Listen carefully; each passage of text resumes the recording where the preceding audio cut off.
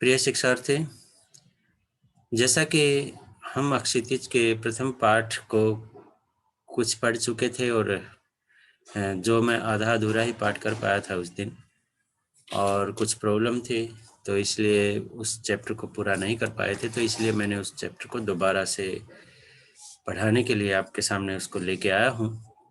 और पहला पाठ जैसे कि आपने पढ़ा था सूरदास के पद। सूरदास के पद में हमने जाना था कि किस प्रकार सूरदास जी ने यहाँ पर गोपियों का और श्री कृष्ण का वर्णन जो है वियोग श्रृंगार रस में किया है, तो उसी को हम आगे बढ़ाते हैं। सबसे पहले सूरदास जी का जन्म कब और कहाँ हुआ इसके बारे में जान लेते हैं। जैसा कि हमने देखा था सूरदास जी का जन्म कब हुआ था, सन 1478 में माना गया है। और एक मान्यता है जिसके अनुसार उनका जन्म माना जाता है मथुरा के निकट रोणकता यानी रेणुका क्षेत्र में माना गया। जबकि दूसरी मान्यता क्या है कि दिल्ली के निकट सिही नामक स्थान है, वहां पर इनका जन्म स्थान माना जाता है। इन्होंने महाप्रभु वल्लभाचार्य को अपना गुरु बनाया था, अर्थात उसके शिष्य बने थे और अष्टछाप कवियों में सबसे प्रसिद्ध रहे हैं सूरदास जी। ये मथुरा और वृंदावन के बीच है गौ घाट, वहां पर रहते थे और वहीं पर एक श्रीनाथ जी का मंदिर था जिसमें ये भजन कीर्तन करते थे।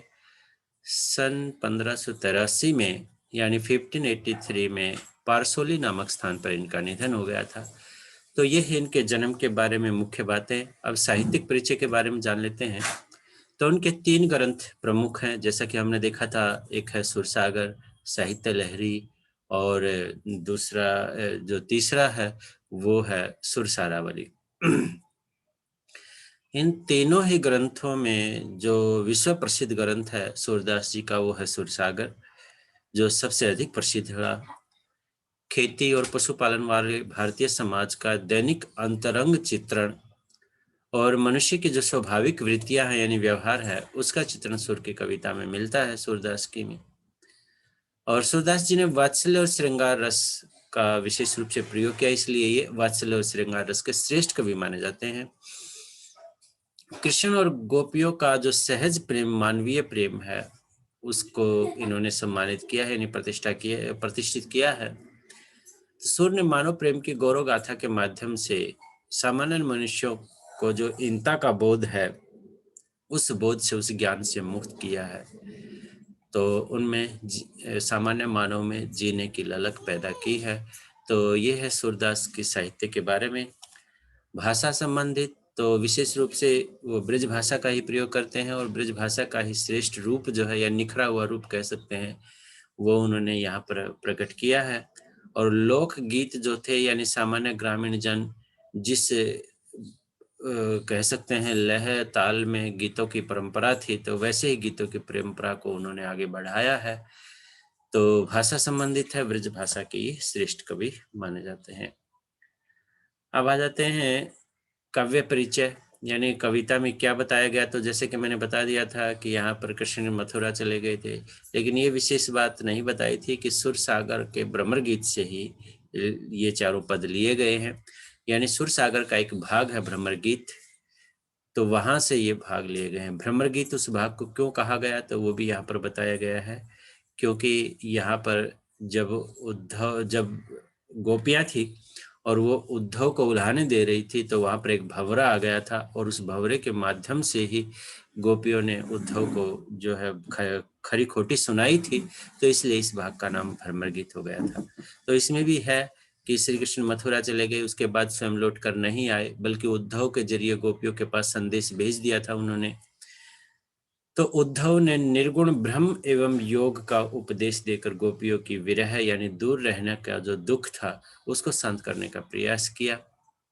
गोपियां ज्ञान मार्ग के बजाय प्रेम मार्ग को पसंद करती थी, तो इस कारण उन्हें उद्धव का जो सूखा शुष्क संदेश है, सूखा संदेश है, वो पसंद नहीं आया। तभी वहां एक भंवरा आ गया, जैसे कि मैंने अभी बताया था। और यहीं से इस भ्रमर गीत, इस पार्ट का, इस भाग का प्रारंभ जो है वो माना जाता है। गोपियों ने भ्रमर के बहाने उद्धव पर व्यंग्य बाण छोड़े। व्यंग्य बाण का मतलब टेढ़ी बातें कहकर किसी को समझाना कि हम मानने वाले नहीं हैं। तो पहले पद में गोपियों की यह शिकायत वाजिब सी लगती है कि उद्धव कभी स्नेह के धागे से यानी प्रेम रूपी धागे से बंधे नहीं है, तो वे विरह की वेदना को अनुभूत अवश्य कर पाते, यानी अनुभव कर पाते। यदि वो भी प्रेम के धागे से बंधे होते तो अपने नायक से, अपने भगवान से दूर रहने का क्या दुख होता है, उसका एहसास कर पाते। दूसरे पद में गोपियों की यह स्वीकारोक्ति यानी स्वीकार कर लेना कि उनके मन की अभिलाषाएं मन में ही रह गई, अर्थात जो वो कहना चाहते थे श्री कृष्ण से, जो बातें उनके मन में रह गई। तो यहाँ पर श्री कृष्ण के प्रति उनकी प्रेम की जो गहराई है वो यहाँ पर अभिव्यक्त होती है। तीसरा पद है तो उद्धव की योग साधना को कड़वी ककड़ी जैसा बताया है, और गोपियों ने अपने प्रेम को एक निष्ठ बताया है कि वो एकमात्र श्री कृष्ण से, अपने ईश्वर से प्रेम करती हैं। चौथे पद में उद्धव को ताना मारते हैं और समझाते हैं कि कृष्ण ने शायद अब श्री कृष्ण ने राजनीति पढ़ ली है, क्योंकि राजा होने के बाद जो है व्यक्ति में अभिमान आ जाता है, तो इसलिए उन्होंने कहा कि अब श्री कृष्ण ने राजनीति पढ़ ली है। अतः गोपियों द्वारा उद्धव को राजा का धर्म याद दिलाया जाना भी, यानी राजा का धर्म क्या होता है, जो प्रजा को ना सताए, लेकिन यहाँ तो प्रजा ही बेहाल है, तो इसलिए राजा का धर्म क्या है वो भी उन्होंने चौथे पद में समझाया है।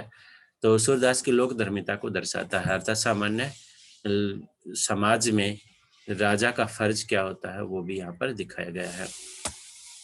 पहला पद जैसा कि हमने पढ़ा था, तो दोबारा हम उसको पढ़ लेते हैं कि उद्धव तुम हो अति बड़भागी, अपरस रहत स्नेह तगाते, नाहिन मन अनुरागी, पुर इनिपात रहत जल भीतर, तारस देह न दागी, ज्यों जल माहा तेल की गागरी, बूंद न ताको लागे, प्रीति नदी में पाँव न बोरियो, दृष्टि न रूप परागे, सूरदास अबला हम भोरी, गुर चाटी जो पागी।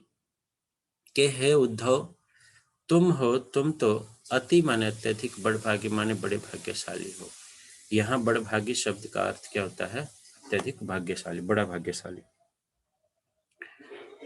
यहाँ गहरा व्यंग्य जो है वो उद्धव पर दर्शाया गया है कि उद्धव तुम बड़े भाग्यशाली हो, व्यंग्यात्मक ढंग से यहाँ पर गोपियों ने कहा है।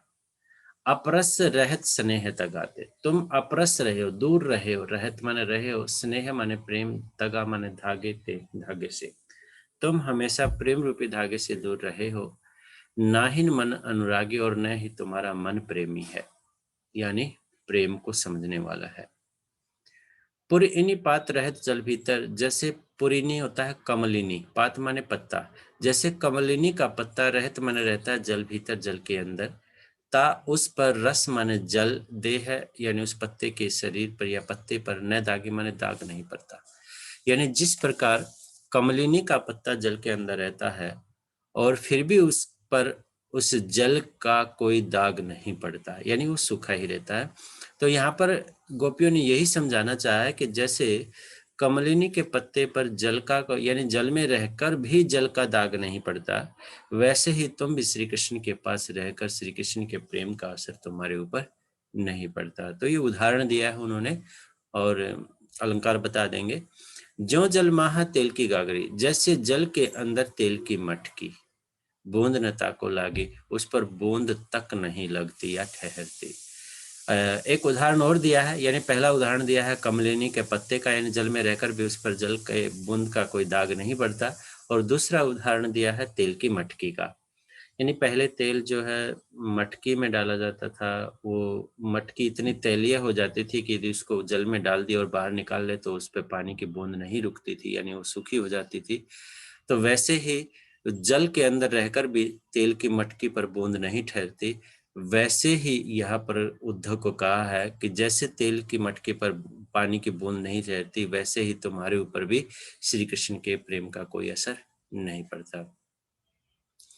प्रीति नदी में पाँव न बोरियो, यानी प्रेम रूपी नदी में तुमने पाँव न बोरियो, पाँव तक नहीं डाला, यानी पाँव तक नहीं रखा। और दृष्टि न रूप परागे, और न रूप न ही उनके स्वरूप पर, परागे माने डाली दृष्टि, नजर, न ही तुमने कभी उनके स्वरूप पर ध्यान से नजर डाली, यानी ध्यान पूर्वक तुमने कभी उनको नहीं देखा। सूरदास जी कहते हैं कि अबला हम भोरी, हम अबला हैं यानी कमजोर हैं, हम भोरी हम भोली हैं, गुड़ चाटी जो पागे, जैसे गुड़ से चींटी पागी माने लिपटी रहती है, चिपक जाती है। यानी हम तो भोली हैं, हम कमजोर हैं और हम तो ऐसे हैं जैसे गुड़ से चींटी चिपक जाती है। अर्थात गुड़ से यदि चींटी चिपक जाती है और चींटी को यदि गुड़ से अलग करने का प्रयास किया जाए तो चींटी के प्राण चले जाते हैं। तो वैसे ही गोपियों ने अपने प्रेम की दृढ़ता को यहाँ बताते हुए कहा है कि हम श्री कृष्ण के प्रेम में इतनी ही दृढ़ता से बंधे हुए हैं जैसे चींटी गुड़ से लिपटी रहती है। तो वही यहाँ पर बात बताई गई है, क्योंकि उन्होंने अपने प्रेम की सुदृढ़ता को यहाँ पर समझाने का प्रयास उद्धव को किया कि आप हमें योग का संदेश जो देना चाह रहे हैं, हमारे ऊपर उस योग के संदेश का कोई असर पड़ने वाला नहीं है। जैसे चींटी को गुड़ से अलग किए तो उसके प्राण चले जाएं, तो हमें भी श्री कृष्ण के प्रेम से यदि अलग किया जाएगा तो हमारे भी प्राण जाने निश्चित हैं। तो ये समझाया। इसमें अलंकार वर्णन देख लेते हैं। पुरीनिपात पैपे की आवृत्ति है तो यहाँ पर अनुप्रास अलंकार का प्रयोग यहाँ पर हुआ है। और यदि पूरे लाइन की बात करें तो ये बताया गया है कि जैसे कमलिनी का पत्ता जल के अंदर रहते हुए भी उस पर जल का दाग, तो जैसे आने के अर्थ आने के कारण यहाँ पर उपमा अलंकार का भी उदाहरण है ये। और जो जल में जय जय की आवृत्ति है तो यहाँ पर अनुप्रास भी है, लेकिन जो जल में तेल की गागर, ये भी एक उदाहरण देकर बताया है, तुलना करके बताई है, तो यहाँ पर भी उपमा अलंकार का प्रयोग किया गया है। फिर प्रीति नदी, प्रेम रूपी नदी, तो यहाँ रूपक अलंकार का प्रयोग यहाँ पर किया गया है। और गुड़ चाटी जो पागी, तो यहाँ पर भी जो गुड़ से जैसे चींटी चिपक जाती है, तो यह भी तुलना की गई है। वैसे ही हम भी श्री कृष्ण के प्रेम से बंधी हुई है, तो इसलिए यहाँ पर भी उपमा अलंकार का प्रयोग किया गया है। बात करें इसमें तो यहाँ पर पद है ये, तो ये छंद भी पद के अंतर्गत ही आता है, तो पद छंद है। और रस है, श्रृंगार रस है, श्रृंगार रस का भेद है वियोग श्रृंगार रस। दो भेद होते हैं श्रृंगार रस के, संयोग और वियोग। जहाँ नायिकाएं अपने नायक से दूर रहकर अपने प्रेम को प्रकट करती हैं तो वहाँ पर वियोग श्रृंगार रस होता है। इसके बाद भाषा, हमें पता ही ब्रज भाषा का वर्णन है। और यदि गुण करें तो माधुर्य गुण की बात है, गुण के बारे में कहें तो इसका व्याकरणिक परिचय है। अब आ जाते हैं हम दूसरे पद पर कि मन की मन ही मांझ रही, कहिए जाई कौन पौधो नाही परत कही, अवधि आधार आसावन की तनमन बिथा सही, अब इन जोग संदेश नि सुनि सुनी, बिरहनि बिरह दही, चाहते होती गुहार जित ही ते, उठते धार बही, सूरदास अब धीर धरई क्यों, मर्यादा न लही। यहाँ पर गोपियां कहना चाहते हैं कि हमारी जो मन की बात है वो मन में ही रह गई, मन की मन ही मांझ रही, यानी मन की बात मन में ही रह गई। कहिए कहो जाई जाए कौन पे किसके पास उद्धव, हे उद्धव आप ही बताइए कि हम अब किसके पास जाए। ना ही परत कहीं, परत माने समझ में, कहीं माने कुछ भी, ना ही माने नहीं, यानी अब कुछ भी समझ में नहीं आ रहा। कि उद्धव हम जो अपने मन की बात कहना चाहते थे, अर्थात हम चाहते थे कि श्री कृष्ण जी आएंगे और हमारे मन की जो बातें हम उनके सामने कहेंगे, लेकिन हमारी मन की बात अब मन में ही रह गई। अब आप ही बताओ हे उद्धव कि हम किसके पास जाएं, हमारी समझ में कुछ नहीं आ रहा, यानी ना ही परत कहीं, नहीं समझ में आ रहा कहीं कुछ भी। अवधि आधार, उस अवधि के आधार अर्थात श्री कृष्ण के, आस माने संभावना थी, अवन माने आने की, यानी श्री कृष्ण के आने की आस थी, इसलिए हमने तन मन बिठा, यानी तन मन के दुख को सही माने सहन कर लिया। यानी हमने अपने तन मन के दुख को इसलिए सहन कर लिया क्योंकि उसकी अवधि के आधार यानी श्री कृष्ण के आने की आस थी। और अब इन जोग संदेश नहीं सुनी सुनी, और अब इन जोग माने योग के, संदेशनी माने संदेशों को सुनी सुनी, बार बार सुनकर, यानी अब ये जो योग के संदेश आप सुना रहे हो इन्हें बार बार सुनकर, विरहिणी यानी हम विरहिणी, विरहिणी होते हैं वो स्त्रियां जो अपने नायक से दूर रहती हैं उनको बोलते हैं। और विरह दूर रहने का दुख दही माने जला रहा है, यानी अब हम विरहिणियों को यह विरह यानी जो अपने नायक से दूर रहने का जो दुख है वो हमें जला रहा है।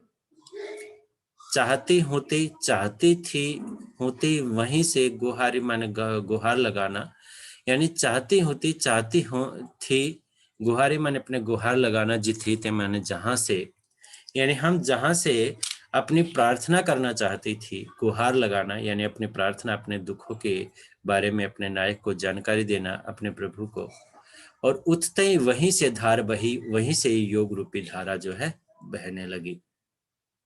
अर्थात हम उद्धव से ये कड़ा व्यंग्य करते हुए कहते हैं कि हम जहाँ गुहार लगाना चाहती थी, यानी हम खुश हुई थी कि कम से कम उनके मित्र तो आए हैं और हम इनसे प्रार्थना करेंगे कि हमारे श्री कृष्ण जी लौट आए। तो इसीलिए उन्होंने कहा है कि हम जहाँ से गुहारी करना चाहती थी, यानी अपनी प्रार्थना करना चाहती थी, वहीं से यानी उद्धव के द्वारा ही ये योग रूपी धारा जो है वो बहने लगी।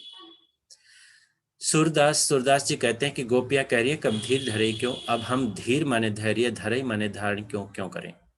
अब हम धैर्य धारण क्यों करें, क्योंकि मर्यादा न रही, क्योंकि अब कोई मर्यादा ही न रही माने नहीं रही, अब कोई मर्यादा ही नहीं रही, अब हम धैर्य धारण क्यों करें। क्योंकि अब तक तो हमने धैर्य धारण किया हुआ था कि हम अपनी गुहार लगाएंगे, लेकिन वहां से ही ये योग रूपी धारा बहने लगी, तो अब धैर्य नहीं रहा, अब मर्यादा भी नहीं रही है, यानी मर्यादा भी अब नहीं रही, अब मर्यादा में बात क्यों करें।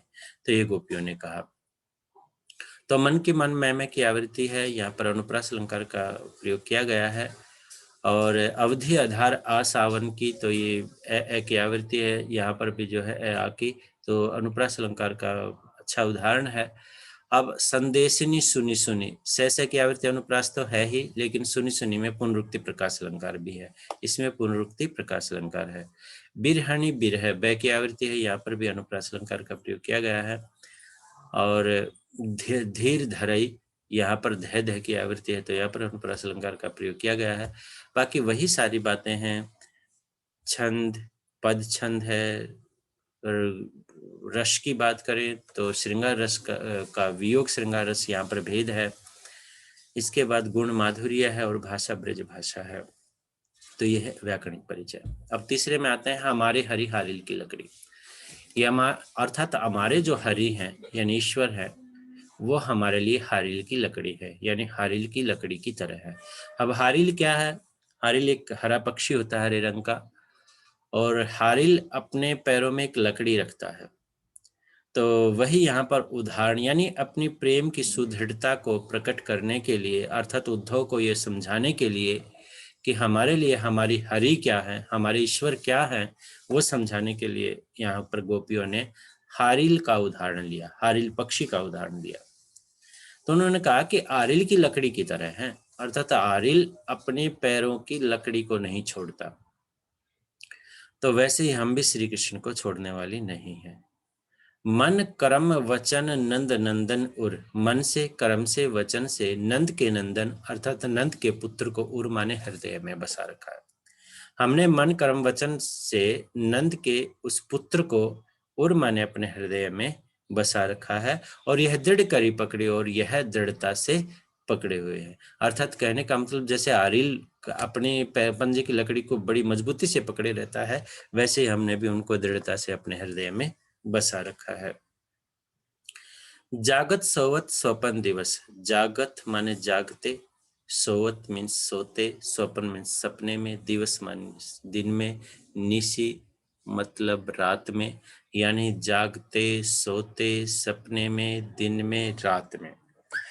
ये शब्द ध्यान से देख लेना, जागते, सोते, सपने में, दिन में, रात में।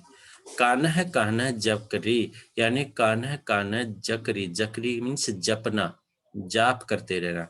तो हम कान्ह कान्ह जपती रहती है, यानी चाहे दिन हो, चाहे रात हो, चाहे सो रही हो, चाहे जाग रही हो, चाहे सपने में हो, हम हमेशा कान्ह कान्ह जपती रहती हैं। सुनत जोग लागत है सो, सुनकर, जोग माने ये योग का संदेश, लागत है सो ऐसा लगता है, जो कड़वी ककड़ी, जैसे कड़वी ककड़ी लगती है। यानी तुम्हारा ये योग का संदेश तो ऐसे लगता है जैसे कड़वी ककड़ी। कड़वी ककड़ी का उदाहरण गोपियों ने यहाँ पर दिया। तो उन्होंने यही कहा था कि जागते सोते सपने में, दिन में, रात में हम काना काना जपती रहती हैं, और तुम्हारा ये योग का संदेश सुनकर ऐसा लगता है जैसे कड़वी ककड़ी।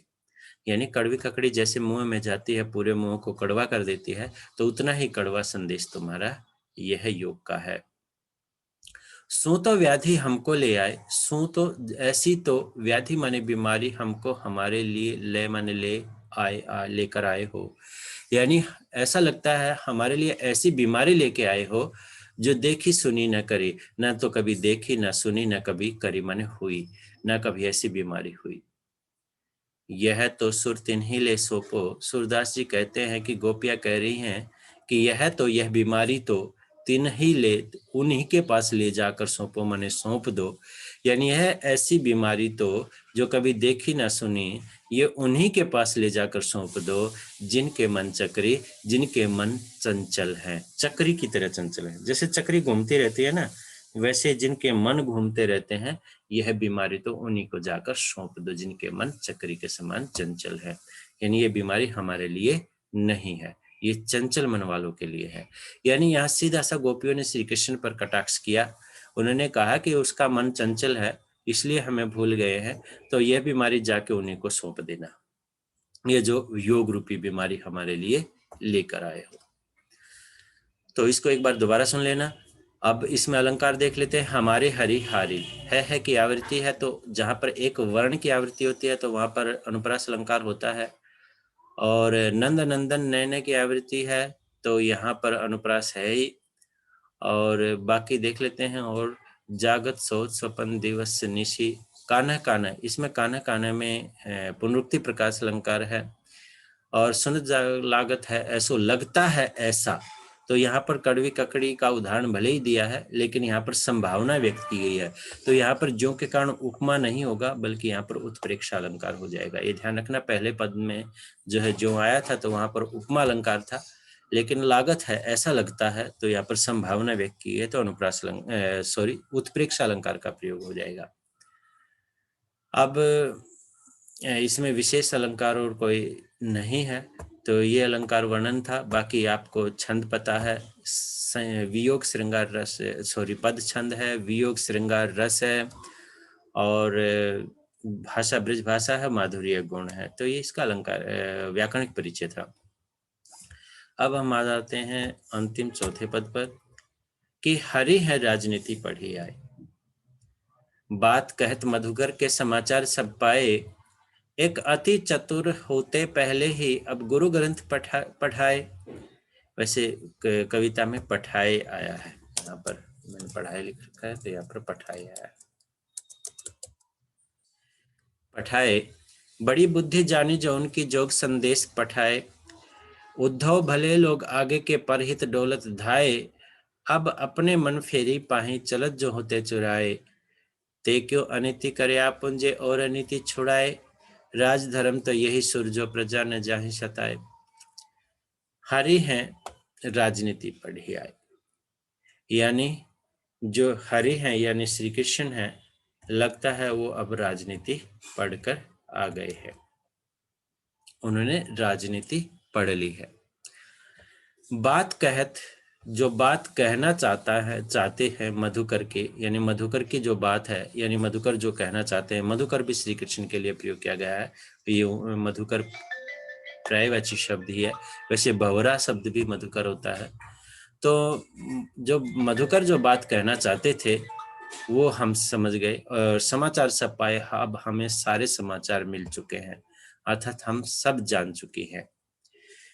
एक अति चतुर होते पहले ही, एक तो अत्यधिक चतुर पहले से ही थे, अब गुरु ग्रंथ पढ़ाए, अब ये गुरु ग्रंथ पढ़ाने लगे, अर्थात ये गुरुजी भेज दिए ग्रंथ पढ़ाने के लिए, अर्थात उद्धव प्रव्यंग्य किया।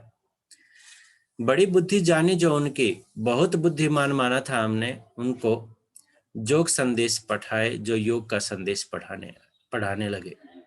यानी यहाँ पर भंवरे के माध्यम से सीधा उद्धव को कहा, उद्धव प्रव्यंग्य किया कि हमने उद्धव को बड़ा बुद्धिमान माना था, लेकिन यही योग का संदेश पढ़ाने लग गए।